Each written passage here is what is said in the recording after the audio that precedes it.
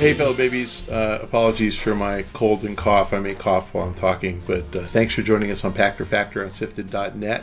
If you are watching it real time, it's because you're either a Patreon patron, and we appreciate your patronage, or because you are a subscriber to our YouTube channel. We appreciate that as well. Or if you have done neither of those, or even if you have done both of those, you can link your Amazon Prime account to your Twitch Prime account, and we get paid by Amazon. Costs you nothing. So please check the instructions in the show description, and it'll help you figure out how to get money so Shane can keep filming these things. From Twitter, from at Cthulhu1981. You've spoken fondly of Bobby Kotick in the past. Has that changed with recent revelations that he may have ignored sexual harassment at Activision Blizzard and protected an offending employee? Do you think the board should fire him after the Wall Street Journal report? Do you rate a stock negatively if a company and its leadership conduct themselves unethically? Okay, there's a lot in there. Look, I'm going to take an unpopular position here. I think that Bobby's failures were not acting quickly enough, and his failure was maybe not always disciplining employees with less than 100% of facts and evidence. And so I think he's a reasonable guy. I read the Wall Street Journal report. I covered Activision since 2001, so I remember the 2006 voicemail threat to kill an employee, and I remember the 2007 flight attendant sexual harassment, and those are front page articles at the time. So that's pretty far distant and behind. I think of all of the allegations against Bobby, the one that troubles me perhaps is that he didn't discipline Dan Bunting and he ignored HR's recommendation to fire Dan. I know Dan. I like Dan. I don't see that guy as being a sexual harasser. And again, we don't have a lot of detail, so we don't know what happened. And certainly there is an employee who felt harassed, so you have to take everything seriously. But I think that happened right before all the Me Too stuff, and I think it was still probably appropriate for a management to support the alleged offending employee if they didn't feel there was enough evidence. But again, my understanding is if it did happen, it was his first offense as well. Important employee, and I get it. I mean, you're supporting the co-head of Treyarch. The others, it seems to me, were all dealt with appropriately. I mean, I think that the offending employees were fired, and I think that the victims were compensated and apologies were given. And so what I think people are upset about is that Bobby didn't do enough and didn't do it fast enough. So I've got the benefit of 20/20 hindsight, and the analogy I've used is when the first allegation that the Journal brought up, I mean, they talked about 06 and 07, but the real first sexual harassment allegation came up in 2018, the Sledgehammer employee. I would use the analogy that was a painful experience, and let's analogize it to a headache, a bad migraine headache, and Bobby went, "Oh my God, my head's killing me, what do I do?" And his choices ran the range of do nothing, take an aspirin and deal with the problem, or go get a brain scan and find out if you have a brain tumor and it's metastasized and you're dying. So do nothing is not what he did. Take an aspirin is fire the employee and compensate the victim, and don't make a federal case out of it and run and get a brain scan and scream that you have cancer.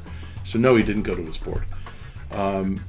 With 20/20 hindsight, now learning that was Sledgehammer, which for geography nuts is in Hayward, California. It's just south of Oakland.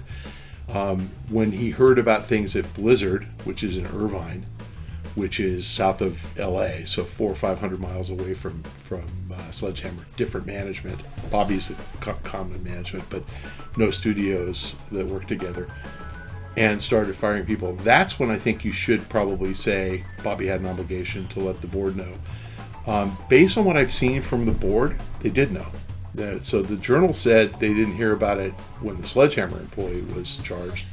They did hear about it when the Blizzard employees were charged, and they said that they did. So the right question is, should they have implemented a zero tolerance policy when the second or third or fourth event happened? Sure. Yes. 100% they should have. And they waited nearly 2 years to do so. So did Bobby behave unethically? I don't believe he violated a code of ethics. I think you could say he behaved irresponsibly, and that by not taking a zero tolerance stance, he exposed other employees to further victimhood. That's fair, completely fair. He didn't go far enough to protect all employees. But I'll ask all of you watching, if you're employed, are you aware of all the sexual harassment that goes on at your various employers? Because I'm not aware of what happens at mine. Activision has 9,000 employees. If we believe that 0.1% of their employees are bad people, that's 9 bad sexual harassers. I believe that's probably a good number. And I think those 9 people have been fired. Now, you can argue with me it's 20 or 30 or 50. It's not 900 or 9,000. So I think that the tone of your question, I mean, it's fair. Do I think that, has my view of Bobby, and I am fond of Bobby, has it changed with the recent revelations that he may have ignored sexual harassment? I don't believe he ignored it. I think he acted. We can argue about whether he acted appropriately, but he did act. I don't think he ever said, no, don't investigate, ignore it. And Shane and I talked about this before this taping. He didn't sweep it under the rug. HR knew about it, and the offending employee knew about it. And if you read the Journal article, the 2 or 3 people they talked to said it was investigated. And interestingly, the common thread in the first couple was a big wild night of drinking at finishing a game party, which happens. And, do they need to change that policy? Yeah, I think that they have. Do you think the board should fire him? I don't. Shane does. So if Shane was in front of the camera, he'd say, yeah, fire him. I'll tell you why in a moment. Do I rate a stock negatively if a company and its leadership conducts themselves unethically? I do. And if they were behaving unethically, I would probably downgrade the stock. But ethics is treat everybody fair. And I guess it probably connotes an element of timeliness. I think it's completely appropriate for investors and consumers to fault Bobby for a lapse of judgment in how timely he addressed an issue. But I'm telling you, I believe this is, my headache analogy is right. He had a headache. The second one was a migraine. The third one was a periodic migraine that wouldn't go away. And the fourth one, he realized maybe there's something really wrong with me and I need to get a brain scan to find out if I've got cancer. So, I know that this seems like a long time from 2017, which was the first real allegation in the Journal article, to 2021. But the Blizzard guys that were alleged to have, had the hotel suite and done all the true harassing, the last of them, I think, was fired in May of 2020. I could be wrong, and somebody can correct me. But the allegations, the state started investigating in 2019, and Activision managed to fire a whole bunch of people by 2020. So within a year, I think that is timely. Now, we can argue about whether Activision should have had a zero tolerance policy when they fired the Blizzard guys, and I think they should have, May of 2020. I think that if Jay Brock knew about it and didn't tell anybody, he should have been fired in May of 2020 and needed to get fired until August or September of 2021. But I don't think Bobby behaved unethically. And while I don't know Jen ONeill, I do know Mike Ibarra. While I really thought promoting Jen ONeill to be head of Blizzard was a great idea because she's an accomplished 20-year developer, senior executive in development, it's completely wrong not to pay her the same amount as they paid her counterpart. And I have to take her at her word. She asked and they said no, which means the HR people who said no should be fired because they're stupid. But by her own admission, when she resigned, they offered to match Ibarra's pay. So I have quit my job before over pay. And they have talked me out of it by giving me the pay that I asked for. That's happened to me more than once in my career. I'm at the end of my career, so it's not going to happen to me again in my career. But, that's how corporate works.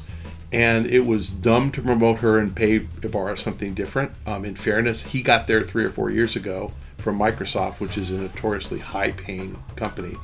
She got there from Vicarious Visions, and I think Activision bought them, but in the 2000 aughts. I mean, she's been there for 15 years or something, working up from the studio. So she's going to have a different pay slope than the guy who gets step function as he changes jobs. Should they have paid her the same? Yes. Is it unethical not to? I don't think so. I don't think you will find two people at an organization with the same job title and different career paths who make exactly the same amount of money. I mean, maybe, but really not. I mean, at low levels, yes, not at high levels. Any corporation in America, if you have two vice presidents and one just got hired and one worked their way up for 20 years, they don't make the same amount of money, period. It just doesn't happen. So I'm sorry that she's gone, because I think she probably would have been a capable visionary leader. I like Ibarra, but I think it was a great signal to send that we have a woman, developer in charge of our premier development studio. But no, firing Bobby. Bobby already, I know you guys, your heart bleeds for him. Bobby already said he's taking zero pay this year. So the guy made $155 million last year, which really was a four-year grant. But still, he makes $30-40 million bucks a year, and he's taking zero this year. For a guy who cares about money, that's more painful. And to be honest with you, I think investors really value how Bobby runs the company as far as getting games out, expanding franchises into different business models. So think about Call of Duty going mobile and going blackout. You've got 3 different business models, and the entire enterprise is worth that much more. Diablo is going to do the same thing. They remastered Diablo 2, and then they're bringing out Diablo Immortal and eventually Diablo 4. Overwatch, I think, will probably be a free-to-play game, and I think they'll have Overwatch 2 as a premium game.